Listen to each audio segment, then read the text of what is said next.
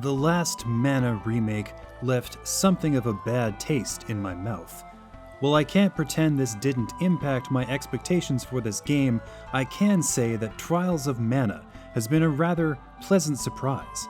Many of the shackles tethered to the previous entry have been removed. We may still be working with paper-thin characters and 6 disparate stories, but the mechanical end of things is sound. If nothing else, this remake has succeeded in reviving my interest in the overall Mana franchise. Maybe there's still gold in those hills after all. My disparaging remarks about the narratives are well earned. Side characters are thrown at you constantly, only to disappear in under 3 minutes. There's a long list of villains who serve no clear purpose. Several of them kill each other at the halfway point for reasons. They literally drop in at the end of most dungeons, declare themselves to be super evil, and vanish. It is truly baffling. Every character also gets a MacGuffin, someone in their life who dies, or is kidnapped, or betrays them. They breeze by so fast I never bothered to learn any of their names. You collect 8 mana spirits in order to access the sword, only to discover the villains were opening that door anyway. Then it's off to fight 8 more bosses before the main event. Thankfully, the combat is smashing good fun. Gone are the attacks that hit you because they were always meant to. Dodging and attacking are manual, which means your survival is tied to your skills, as well as the work of the AI, of course. But I can't overlook the blossom of satisfaction that comes with evading an incoming move. Secret of Mana was utterly cursed in this regard, and I'm glad the series moved in the right direction. In fact, if you're attentive and clever enough, you can slip past most attacks that head your way. Predicting the strike zone for your own moves is intuitive, and there's a wide variety of moves to choose from. Between all this and the quick menu, battles are a big improvement over the last entry. I can't properly compare this to the original Seiken Densetsu 3, but I can say that fighting feels untethered to 16-bit sensibilities. Your party is chosen at the very beginning of the game, which feels unfair. You should have a chance to meet these people before hitching up your wagons and heading west. I actually restarted my playthrough after a couple of hours with my original lineup. Kevin and Charlotte are downright insufferable.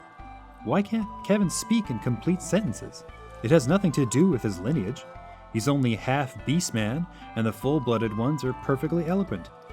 Charlotte's need to insert W's into every word needs no explanation. I'm simply not letting that into my life. Thankfully, my second selection was much more agreeable.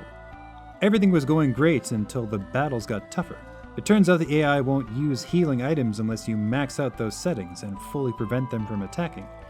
Even that wasn't quite enough to get me through the really nasty fights. In a tragic twist, Trials of Mana will limit the amount of items you can bring into battle. Meaning, if you have 30 Cups of Wishes, you can only take 9 at any given encounter. When combined with the AI's tendency to take your orders as gospel, things can get pretty hairy. There were a number of fights I survived by a handful of hit points on the 6th attempt.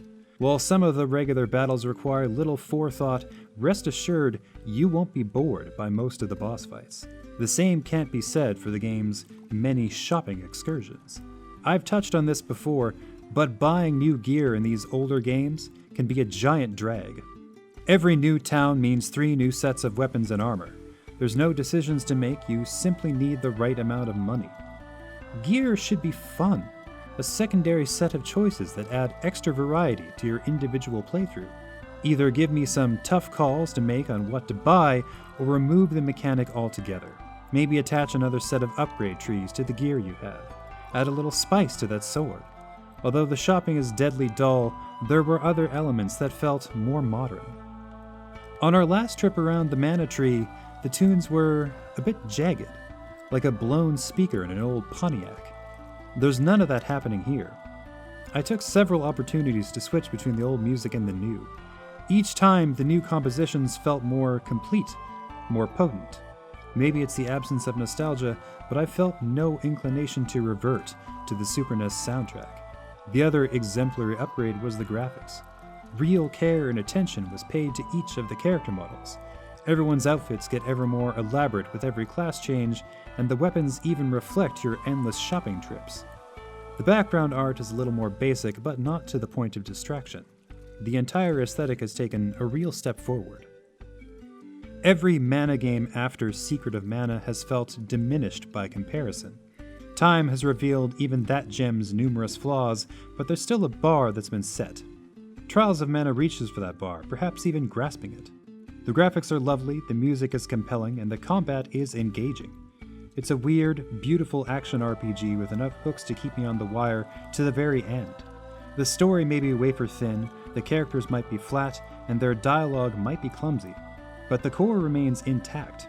Whether you've played the original or not, Trials of Mana should be on your ARPG radar.